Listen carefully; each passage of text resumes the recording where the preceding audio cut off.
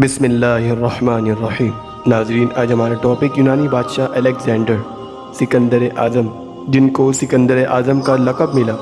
اس کی وجہ یہ ہے کہ اس نے بہت ہی کم عمر میں یورپ سے ایشیا تک اپنی سلطنت قائم کر لی۔ ارسطو نے سکندر کو کیا سکھایا؟ کہانی انسانی تاریخ کو کیسے بدلتی ہے؟ محض 32 سال کی عمر میں مرنے سے پہلے سکندر نے یونان کے صدیوں پرانے دشمن فارس کو گھٹنے ٹیکنے کے لیے مجبور کر دیا۔ جی ہاں ناظرین، اور تہذیبوں کا مرکز کہلائے جانے والے مشرقی وسطیٰ پر حکومت قائم کر لی تھی۔ سکندر اعظم بننے اور کامیابی حاصل کرنے میں ان کے استاد ارسطو کی تعلیم کو کلیدی حیثیت حاصل رہی ہے۔ کیا آپ جانتے ہیں ارسطو نے سکندر کو کیا سکھایا؟ نہیں تو ناظرین، ہم بتاتے ہیں۔ ارسطو نے سکندر کو ایک کہانی سنائی تھی، اور یہ کہانی حقیقت اور فسانے کے امتزاج سے بنتی تھی۔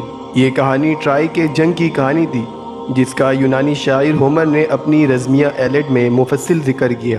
یہ کہانی انسانی جذبات کا نچوڑ ہے۔ اس میں عشق و محبت ہے، نفرت ہے، یہ رزم کی داستان بھی ہے۔ اس میں انسانوں کے کارناموں کا بیان بھی ہے اور ان کی ناکامیوں کا ماجرا بھی۔ ایلیڈ ایک ایسا رزمیہ ہے جس نے سکندر کو جیت کے جذبے سے سرشار کر دیا۔ جہاں ناظرین، انہوں نے ٹرائی کے جنگ سے یونانی بادشاہوں کی یکجہتی اور جنگی حکمت عملی سیکھی اور پھر دنیا پر فتح حاصل کی۔ کہانیاں ہماری تہذیب و ثقافت میں پیوست ہوتی ہے۔ مشرق سے مغرب تک اور شمال سے جنوب تک دنیا کے ہر گوشے میں اور انسانی تہذیب کی ترقی کے ہر دور میں قصہ گوئی موجود رہی ہے۔ بچپن میں ہم نے اپنی دادی نانی سے کہانیاں سنی ہیں۔ بادشاہ اور ملکاؤں کی کہانی، الف لیلا کی کہانی، 7 بہنوں کی کہانی، علی بابا 40 چور کی کہانی، سندباد کی کہانی وغیرہ۔ یہ کہانی سے ہمیں ایک سبق ملتا ہے۔ اس کے علاوہ الفاظ کے ذریعے اس دور کا خاکہ کھینچا جاتا ہے تاکہ اس دور کے رسم و رواج، عادات، اطوار اور دیگر چیزوں کی معلومات ملے۔ قصہ گوئی کا رواج ہر دور میں رہا ہے۔ عرب ممالک میں الف لیلا کی کہانیاں رہی ہے تو انڈیا میں پنجوتتر اور بھی مہابھارت اور رامائن جیسی رزمیہ داستانیں ہیں۔ قصہ گوئی کا رواج ہر دور میں رہا ہے۔ عرب ممالک میں الف لیلا کی کہانیاں رہی تو انڈیا میں پنجوتتر اور مہابھارت اور رامائن جیسی رزمیہ داستانیں ہیں۔ کہانیاں صرف کتابوں کی زینت نہیں بلکہ ان کی انسانی زندگی میں قدر و قیمت رہی ہے۔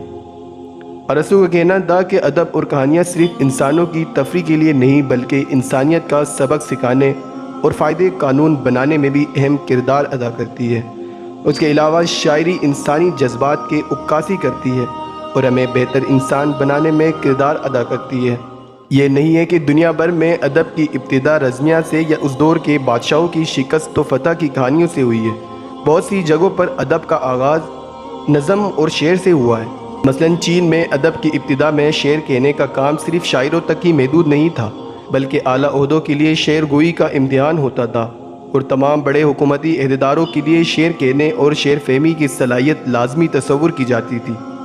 چین سے متاثر ہو کر جاپان میں بھی شاعروں کو خوب عروج حاصل ہوا۔ قدیم زمانے میں جاپان میں خواتین کو ادب پڑھنے کی اجازت نہیں تھی، لیکن یہاں جہاں چاہ وہاں راہ کے مصادق پابند کے باوجود دنیا کا سب سے پہلا ناول ٹیل آف گینجی وہیں لکھا گیا، اور اس کی ناول نگار ماراساکی شیکیبو ایک خاتون تھی۔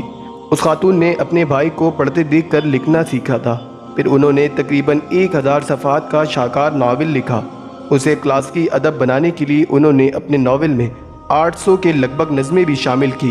ادب یا قصے کہانیوں کی دنیا میں انقلاب لانے کا سہرا عرب ممالک کو جاتا ہے، جنہوں نے چین سے کاغذ بنانے کی تکنیک سیکھ کر اسے ایک بہت کامیاب کاروبار کے طور پر آگے بڑھایا۔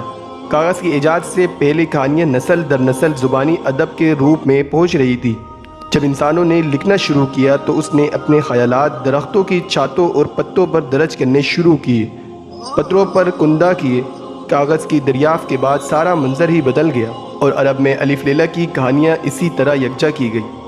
کہانیاں ہو یا نظمیں یا پھر رزمیہ داستان، یہ سب انسانی تاریخ کا اہم حصہ ہے۔ بہشت اور جہنم کا تصور بالکل مذہبی ہے، لیکن اطالوی شاعر دانتے نے اسے بہت ہی خوبصورت انداز میں اپنی تصنیف ڈیون کامیڈی میں پیش کیا ہے۔ کاغذ کی ایجاد نے ادب کو تحفظ فراہم کیا اور اسے یکجا کرنے کا کام کیا۔ پرنٹنگ کی ایجاد اسے گھر گھر پہنچایا۔ پرنٹنگ کے بعد ناول لکھنے کا رواج پروان چڑھا۔ خاص طور پر خواتین کے لیے ناول بڑے پیمانے پر لکھے جانے لگے۔ نئے ابھرتے ہوئے ممالک نے اپنی آزادی کے لیے جدید ناول کا استعمال کیا۔ دراصل سیاسی آزادی کے لیے ثقافتی آزادی بہت اہم ہے، اور ناول اس کی مکمل آزادی دیتا ہے۔ جو ٹیکنالوجی میں ترقی ہوئی، لوگوں تک ادب تک رسائی بھی بڑھ گئی، اس میں تعلیم کی بڑھتی ہوئی سطح نے بھی اہم کردار ادا کیا۔ زیادہ قارئین پیدا ہونے لگے تو زیادہ کہانیاں لکھنے والے بھی آنے لگے۔ آج مختلف قسم کی کہانیاں لکھنے اور پڑھنے والے موجود ہیں۔ آج ہم انٹرنیٹ دور میں رہ رہے ہیں، ایک کلک پر دنیا بھر کا ادب ہمارے سامنے آ جاتا ہے۔ اگرچہ تمام چیزوں کی آن لائن دستیابی کا کتابوں کی اشاعت پر اثر پڑا، لیکن اس سے کہانیاں سننے اور سنانے والوں کی جنون میں کوئی کمی نہیں آئی۔ خواہ کوئی ہاتھ میں کتاب لیے پڑھتا نظر نہ آتا ہو، لیکن سب کے پاس ایسے گیجٹس ہیں اس کے ذریعے جب چاہے پڑھ سن سکتا ہے۔ لہٰذا ہم کہہ سکتے ہیں کہ ڈیجیٹل ورلڈ میں ہم ادب لکھنے کا ایک نئی آغاز کر رہے ہیں۔ زمانہ خواہ کتنا ہی کیوں نہ بدل گیا ہو، راجہ رانی تبدیل ہو گئے ہو، لیکن قصے کہانی کا دور جاری ہے اور کہانی کی حکومت ہمارے دلوں پر قائم ہے۔ ناظرین، آج ہمارا یہ ٹاپک کمپلیٹ ہوا۔ سننے کے لیے بہت بہت شکریہ۔ جزاک اللہ خیرہ۔